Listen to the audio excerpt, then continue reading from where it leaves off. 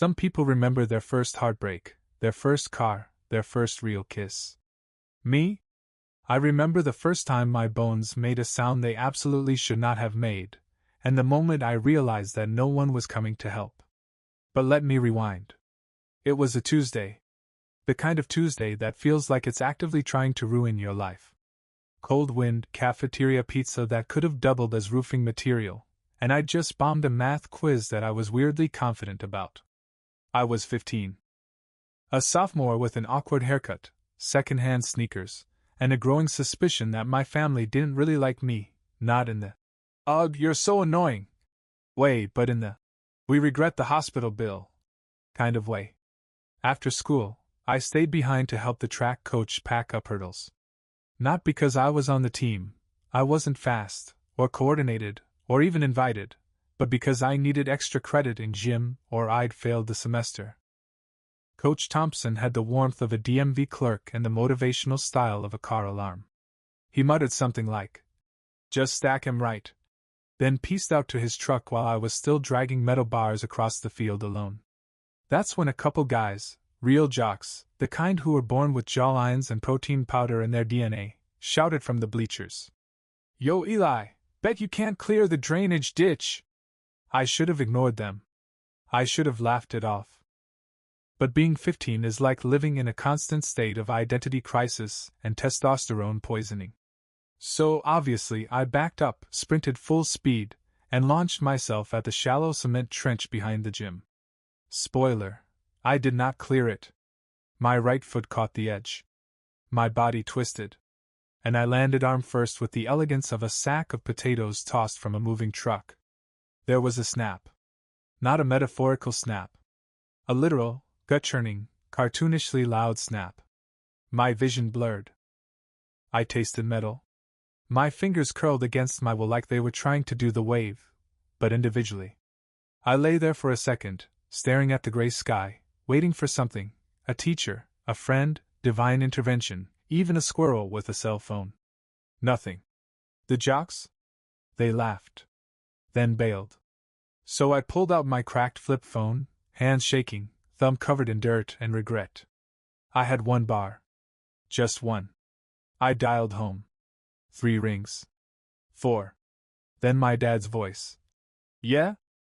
Dad? I wheezed. I think I broke my arm. I'm behind the gym." A pause. A sigh. "You'll manage." That was it. Not "I'm on my way." Not "Are you hurt?" Just those 2 words. Then a click. I stared at the phone like it might apologize on his behalf. It didn't. So I managed. I wrapped my hoodie around my arm, holding it like a broken wing. My legs felt like jelly, but I stood. And I walked. 5 miles. In silence. The roads blurred. Every bump in the sidewalk was a personal attack. I was limping, swaying, muttering curse words I didn't even know I knew. My arm throbbed with the steady rhythm of betrayal. By the time I got home, my dad was watching golf. My mom was scrolling through Facebook on her ancient phone that made a wheezing noise every time she opened Messenger. She looked up for half a second. "Why are you walking like that?" "I think it's broken," I said, trying not to sound as destroyed as I felt. She squinted. "Don't be dramatic." No one checked. No one touched my arm. No one even asked me what happened. The next morning, I took the city bus to the ER by myself. My forearm had swollen to the size of a burrito and was turning the kind of purple that usually gets cartoon characters sued. The doctor looked horrified. The nurse called me "sweetheart" and brought me a granola bar while they took x-rays. Fractured radius. Dislocated shoulder. Mild concussion. Neglected childhood. 6 weeks in a cast. I wrapped it in duct tape because my mom said I didn't need one of those fancy sleeve things. I learned to write left-handed. Made up excuses at school. Said I fell off my bike. Said it didn't hurt. Said it was no big deal. It was a big deal. Not the break, the silence after. Something else snapped that day, something the x-rays couldn't see. I stopped asking for help. Stopped believing anyone would show up. And somewhere deep in my 15-year-old chest, I made a quiet promise. If I ever made it out of that house, they'd never hear me ask for anything again. The thing about healing a broken arm on your own? You don't just learn how to wrap a cast or pop painkillers without gagging. You learn how to hide. You learn to laugh before they do. Shrug it off before they can ask questions. You learn that most people are uncomfortable with quiet pain, so you turn it into a joke. By 16, I had a library of one-liners about that busted arm. Bike accident, ninja training gone wrong, just trying to fly, guess gravity won. No one questioned it. No one looked closer. That suited me just fine. Home didn't change, by the way. If anything, it calcified. My mom still spent more time arguing with strangers on Facebook than talking to me. My dad's greatest contribution to my life was, "Don't use the good towels." So I got a job. Not the, "my parents want me to learn responsibility" kind of job. The need food, need bus fare, need out kind. I stocked shelves at Calhoun's Grocery on 5th and Maple. Minimum wage, backaches, and a manager named Kurt who spoke only in passive-aggressive sighs. But it was mine. I saved every penny in a coffee tin hidden behind a stack of old schoolbooks. Labeled it eject button. Some kids dreamed about prom, or spring break, or getting their license. I dreamed about a one-bedroom with no yelling and a working lock. School was just survival. I wasn't a loner by choice. It's just hard to make friends when your default facial expression is, "Please don't ask about my home life." I kept my head down, ate lunch in the art room, and turned in assignments early so teachers would leave me alone. But something weird happened junior year. I liked anatomy. Actually liked it. Mrs. Wyatt was this chain-smoking legend of a teacher who wore orthopedic shoes and called everyone kiddo. She had zero patience for slackers, but she once caught me staying after class tracing muscle groups from the textbook, and instead of mocking me like my dad would've, she just said, "You ever think about medicine, Eli?" I laughed. She didn't. "Seriously," she said, "you've got a brain for it. And you actually give a damn. That's rare." That one sentence cracked something open in me. A small light. A maybe. I started paying attention. Not just to her, but to what I liked. I volunteered for lab setups. Took home extra worksheets. Checked out anatomy books from the library and read them like they were survival manuals, which, in a way, they were. Senior year, I applied to 3 colleges. In secret. I knew my parents wouldn't help. They'd barely helped with dinner. But I figured, maybe. Community college was the goal. Tuition was low, and I could keep working. I didn't dream of white coats or prestige. I just wanted a seat at the table. A future that didn't smell like spilled beer and broken promises. The acceptance letter came in the mail one rainy Thursday. I didn't even know it had arrived. My mom had dropped the whole mail stack in the corner like usual, unopened bills, junk flyers, and buried in the middle, a thin envelope with my name on it. I pulled it out with shaky fingers, heart already preparing for a no. But it wasn't. I opened it in the back of the store, surrounded by pallets of canned corn. The paper was thin and cheap, the ink slightly smudged. But it said yes. Yes. I sat on a crate of instant noodles and just stared at it. Read it twice. Then again.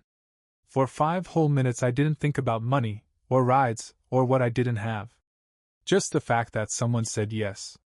I didn't tell my parents. Not yet. Not because I wanted to be dramatic, but because I needed a minute where the dream could live without being crushed. That night at dinner, they barely spoke to me. My dad complained about the neighbor's dog. My mom was on her 3rd Facebook post about someone named Janet stealing her recipe. I almost said it. I had the sentence in my throat.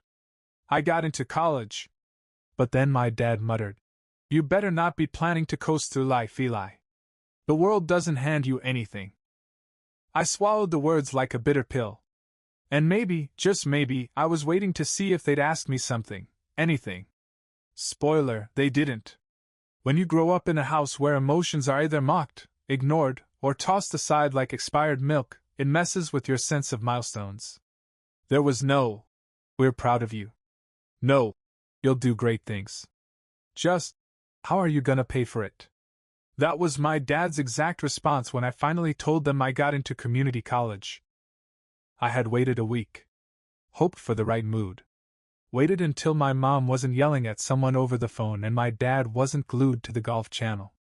I sat across from them with the letter clutched in my hand like it might vanish if I let go. "Got accepted," I said, trying to sound casual. "Start in August." My mom blinked. "Do they know your grades?" My dad snorted. "That's not free, you know." I didn't expect a parade. But I also didn't expect them to act like I told them I was joining a pyramid scheme. "I've been saving," I said. "I'll work full-time in the summer. I got this." They didn't ask what I was studying. Didn't ask where the campus was. Didn't ask how I felt about it. Just shook their heads and muttered something about kids these days being delusional. That was the moment I stopped hoping for anything from them, even emotionally. I don't mean that in a dramatic, YA novel way. I mean, I literally stopped expecting basic human acknowledgement. They didn't see me as a son. I was a weird tenant who didn't pay rent and interrupted their shows. So when moving day came, I didn't bother asking for help.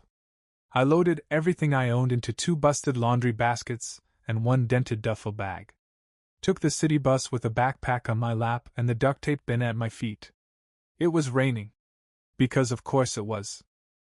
The dorm wasn't much. A shared room the size of a walk-in closet with squeaky twin beds, paper-thin walls, and a heater that sounded like it was clearing its throat every hour.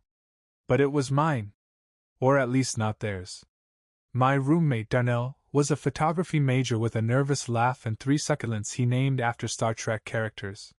He offered me half his Pop-Tarts and said, "Welcome to the rest of your life, bro." It was the first kind welcome I'd had in years. I didn't tell my parents I'd made it. Didn't send a picture. Didn't call. They didn't reach out either, not the first day, not the first week. Honestly, it was kind of a relief. Silence was easier than pretending we had something to say to each other. I worked nights at the campus library, scanning IDs and restocking printer paper. Took anatomy, biology, and human physiology. I was bad at chemistry, like cartoonishly bad, but I showed up early to every tutoring session and clawed my way through. I lived off instant noodles, old textbooks, and free granola bars from student services. But I was doing it. Slowly, painfully, and with the kind of stubbornness only a neglected kid can develop, I was becoming something. My professors noticed. One of them, Dr. Shah, pulled me aside after class one day and said, "You've got something sharp behind your eyes. You're not just trying to pass, you want to understand." I told her I wanted to go into emergency medicine. She nodded like she already knew. When my first semester ended, I had a 3.8 GPA. I printed out the grade sheet and taped it to the wall above my desk. Not to brag, no one ever came by, just to remind myself it was real. Sometimes I'd look at it after a long shift and just whisper, "I'm not crazy." Because that's the thing, right? When people treat you like you're lazy, or useless, or overdramatic for long enough, you start to believe it. But now, I had proof. Tangible, ink on paper proof that I could do something more. And not once did I pick up the phone to share it with them. Because by then, I knew something I hadn't before. Their silence was permanent. And I wasn't going to beg them to break it. My second year of college was the first time I held a scalpel. It was in a clinical lab, real cadaver work. Most of the class was either horrified or pretending they weren't. I was calm. Not cold. Not detached. Just focused. There's something about being in the presence of what used to be life that strips away all the noise. You don't think about rent or parents, or the fact that your hoodie still smells like the dorm's laundry room. You think about anatomy, structure, function, damage, repair. And for the first time in my life, I wasn't just reacting to pain, I was learning how to treat it. Dr. Shah, yeah, the same professor who said I had something sharp behind my eyes, noticed.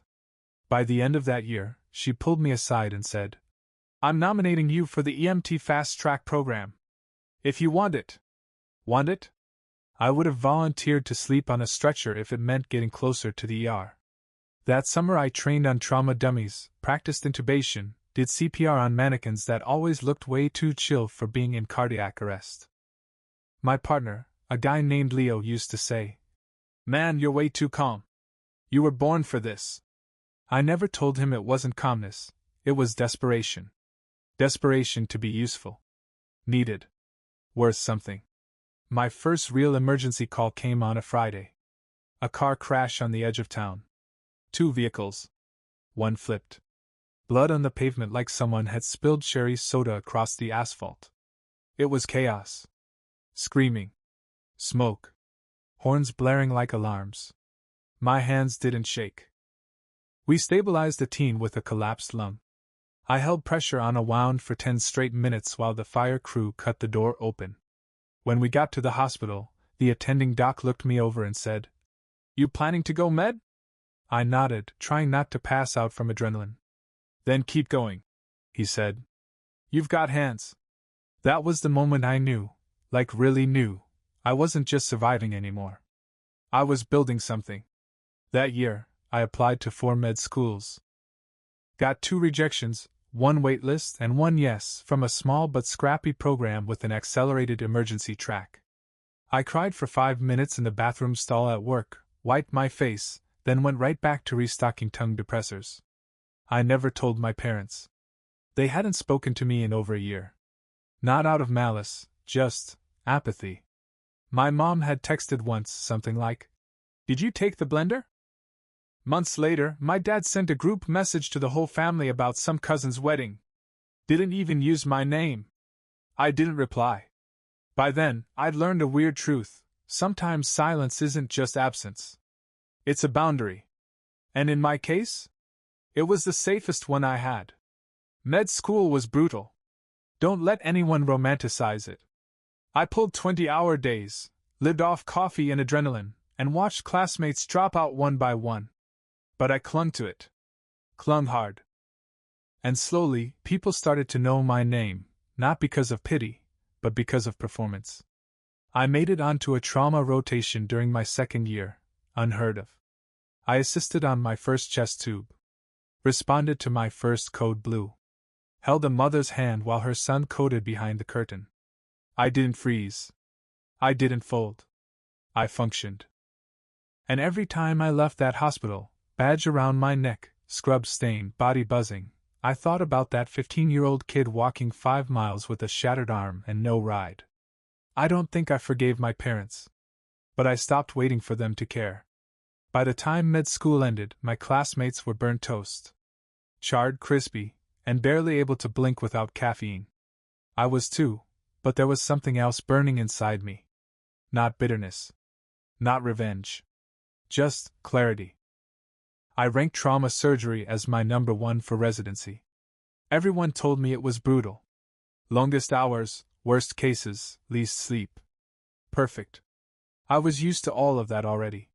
When the match letter arrived, I didn't open it right away.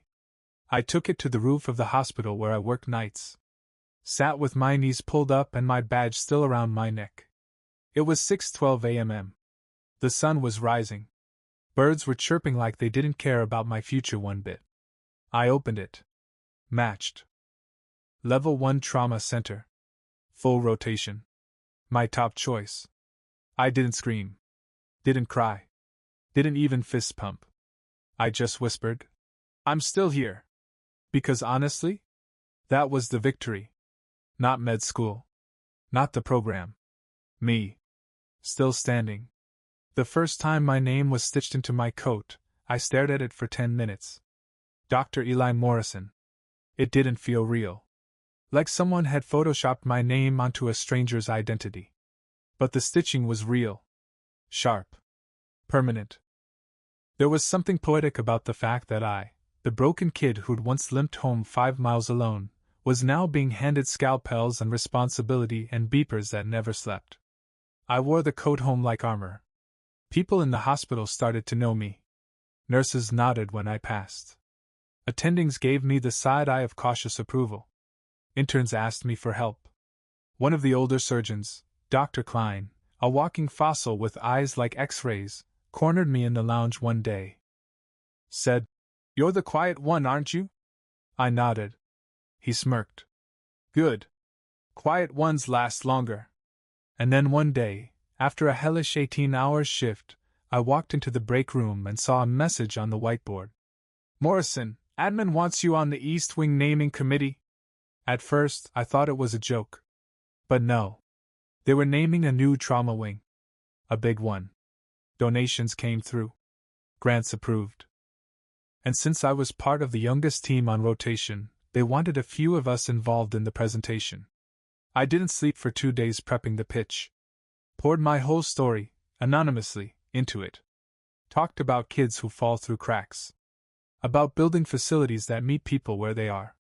About turning pain into purpose. The board loved it. 3 months later, the wing was approved. 6 months after that, I stood in front of a covered plaque on a freshly waxed hospital floor. They handed me the string. I pulled it. And there it was. The Morrison Trauma Wing. I didn't speak. I couldn't. Just stood there, chest tight, eyes blinking hard against the lights. Someone in the back clapped. Then the rest joined. I stayed quiet the whole time. Smiled. Nodded. Thanked the board. Then went back to work like nothing happened. But later that night, in the on-call room, I pulled out my phone. No texts. No missed calls. Just me. My name. On a wing built to treat people like the kid I used to be. And for a second, I wanted to tell someone. But I had no one to tell. So I just stared at the photo of the plaque and thought. They'll find out eventually. And when they do, it won't be from me. The ER was chaos, standard Friday night nonsense. Someone got kicked in the face at a wedding. Someone else fell off a roof trying to impress a girl with a backflip. A third guy got his hand stuck in a Pringles can and refused to let us cut it. I was running on 4 hours of sleep and half a protein bar I'd stolen from the nurse's lounge. Another 12-hour shift, and no end in sight. Just as I peeled off my gloves after patching up a dislocated shoulder, a nurse burst through the double doors. "Dr. Morrison, incoming MVA. Male, 50s, blunt chest trauma, borderline hypotensive. Vitals stable but deteriorating. Trauma 3. I gave a tired nod, waved a hand for prep, and grabbed the next chart. Name, Charles Morrison. At first, I didn't flinch. Morrison isn't exactly rare. But the age. The emergency contact. The hometown. I stared at it for a beat too long. Then I turned the page. Janice Morrison. I felt the air around me thin out. The kind of pressure that squeezes your ribs and makes your ears ring. No way. It couldn't be. I walked into Trauma 3 with my chest caved in from the inside. And there he was. My dad. More gray, more wrinkles, same furrowed brow and jaw that always looked clenched, even while unconscious. He was strapped to a gurney, chest bruised, oxygen line running under his nose, moaning faintly with every breath. Next to him, pacing like she had somewhere better to be, was my mother. Same haircut.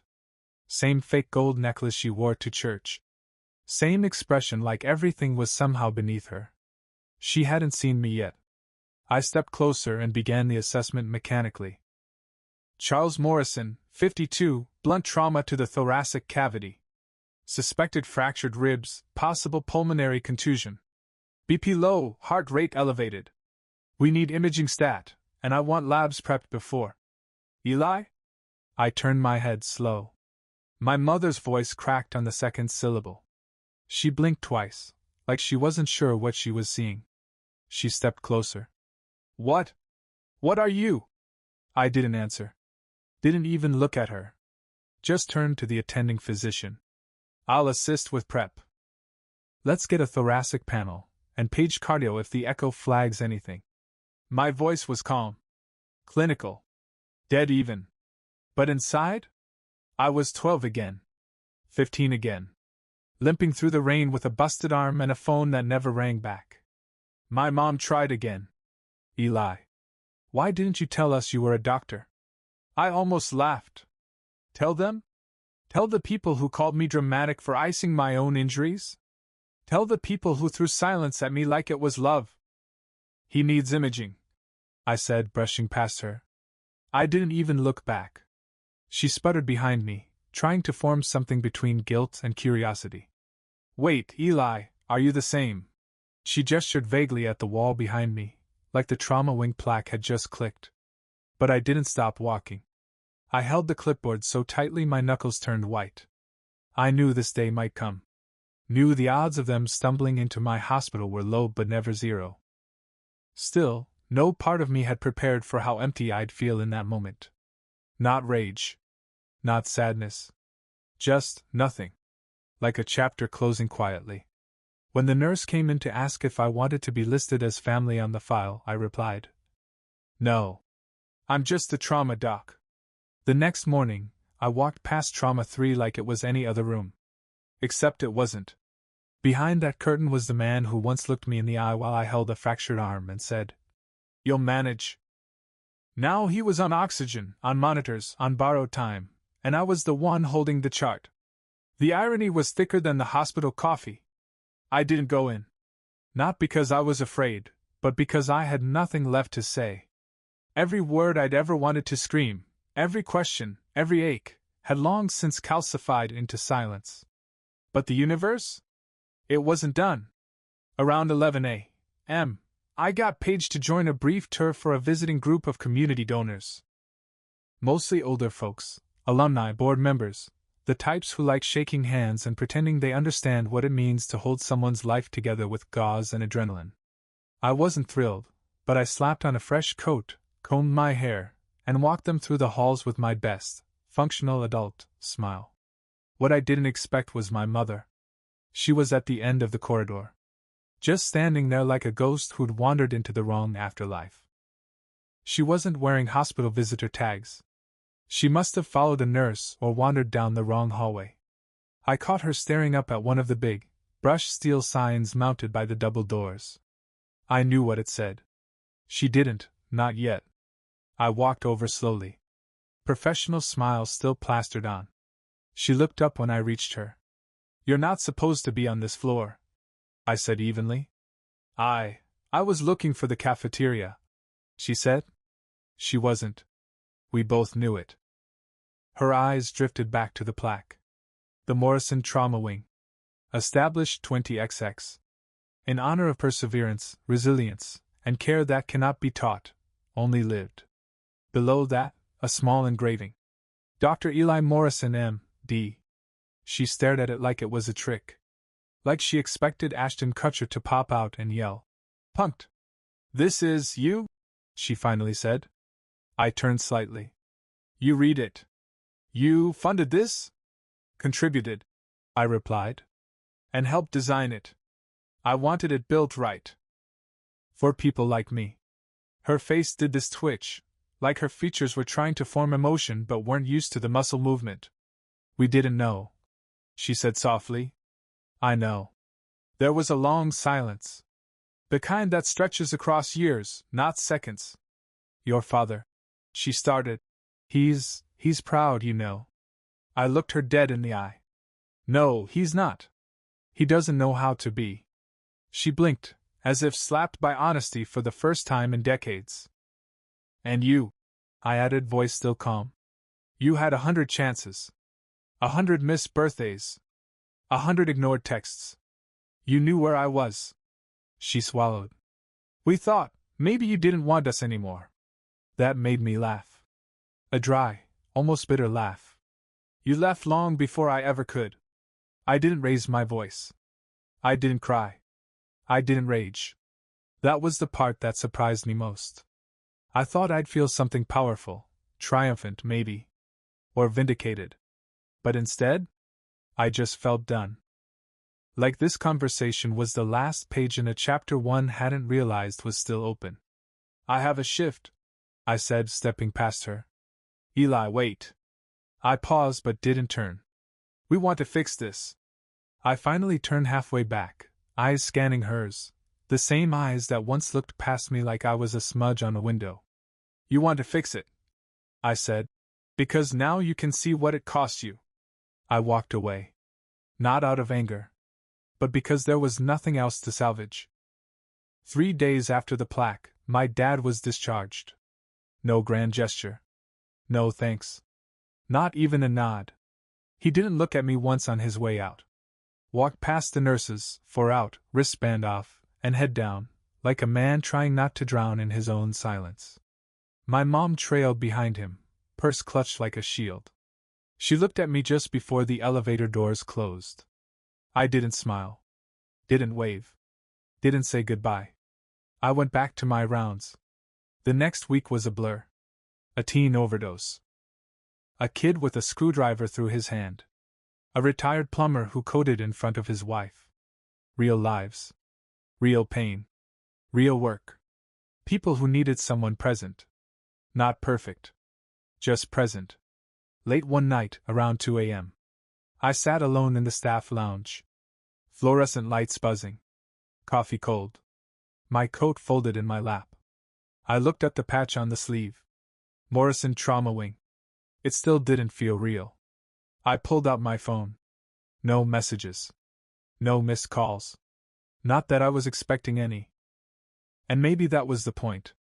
I had spent most of my life chasing things I thought I needed from people who didn't have the tools to give them.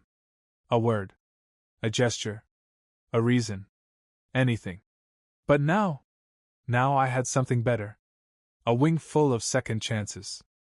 A team who knew me as Dr. Morrison. A hallway with my name on the wall, not because of luck, but because I made it matter. Some nights, I still think about that 15-year-old version of me. Soaking wet. Arm broken. Limping 5 miles home with nothing but stubbornness and silence. If I could go back, I wouldn't try to warn him or comfort him or even promise it'll get better.